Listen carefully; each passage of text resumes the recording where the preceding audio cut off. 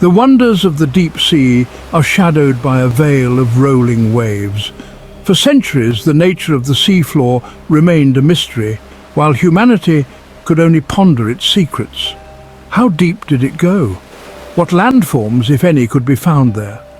Whether there was anything more than a featureless stretch of mud, they did not know.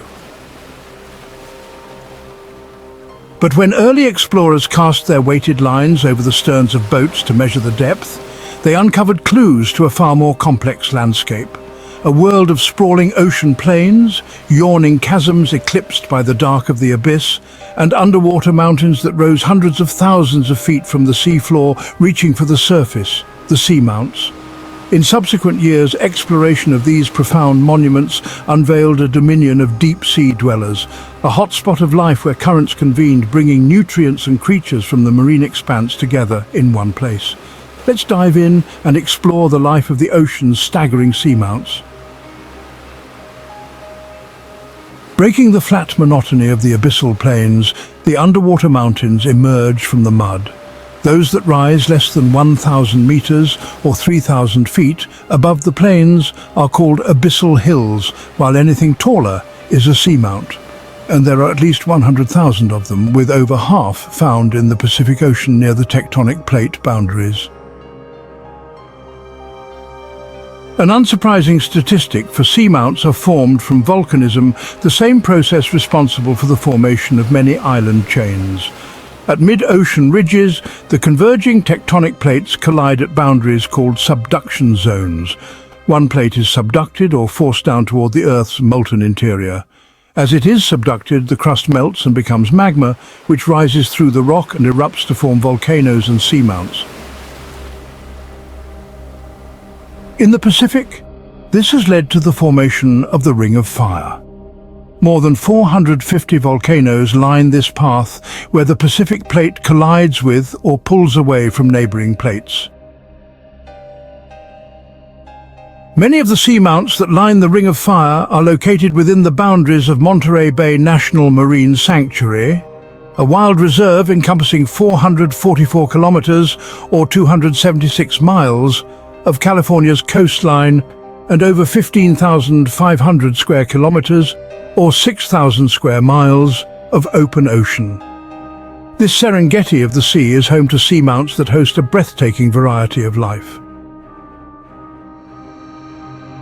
While the scale of these underwater monuments is impressive in its own right, the true grandeur of seamounts is defined by their ecological importance.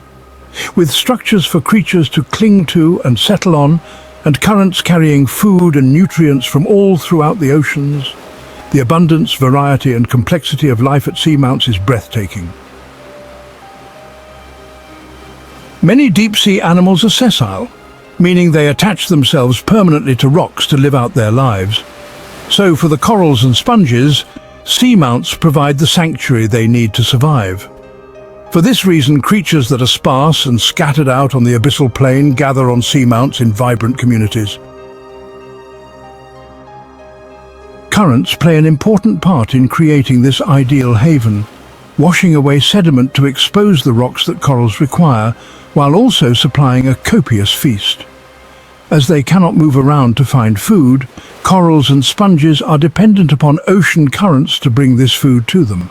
And seamounts boast the perfect conditions for this. The currents produce a localized upwelling of water around the mounts. Planktonic prey and marine snow are lifted from the cavernous deep towards the sunlit surface. Nitrates and phosphates are carried along too, nutrients that are essential for the growth of phytoplankton in the sunlight zone. Such a veritable feast as this creates an explosion of activity. Larger animals, from whales and sharks to swarming seabirds, gather at the seamounts to feed, migrating for miles to convene here. Tiny larvae of marine creatures are carried for hundreds of miles, with the currents forming transport routes between geographically isolated locations. As such, animals not normally seen together can be found living side by side. And nowhere is the extent of this bewildering biodiversity more visible than at the Davidson Seamount off the coast of central California. An inactive volcano, and the first undersea island to be called a seamount. At 42 kilometers long and 13 kilometers wide, it is among the largest ever discovered. From its base to its crest, it rises to 2,280 meters tall. Yet its summit is still over a kilometer beneath the waves. It was here at the Davidson Seamount where one of the most important deep-sea discoveries was made. For thriving in this cold, dark and mysterious habitat are large and ancient coral gardens. Prior to their discovery, it was believed that corals could only exist in high abundance in warm water and required the light of the sun to survive.